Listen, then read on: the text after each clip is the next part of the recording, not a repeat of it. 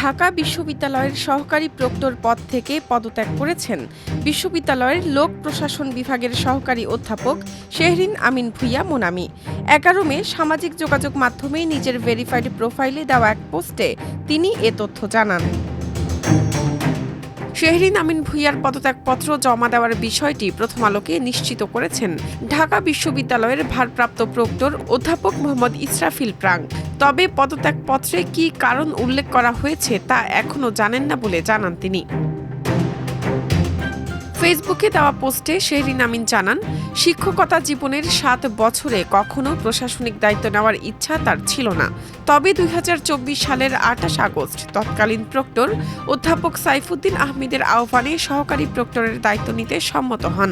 তিনি জানান, একজন তরুণ শিক্ষক হিসেবে এমন গুরুত্বপূর্ণ দায়িত্ব পাওয়া তার জন্য ছিল অত্যন্ত সম্মানের।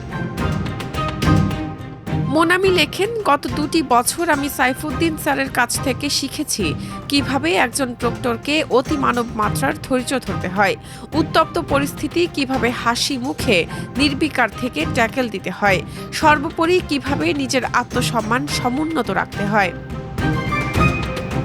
জুলাই ও জুলাই পরবর্তী সময় আদৌ এই দেশে আর আসবে কিনা জানেন না বলে ওই পোস্টে লেখেন শেহরিন আমিন ভূঁইয়া।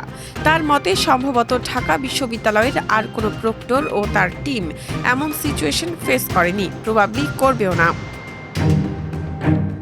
10 মে ঢাকা বিশ্ববিদ্যালয়ের প্রক্টর পদ থেকে পদত্যাগ করেন অধ্যাপক সাইফুদ্দিন আহমেদ।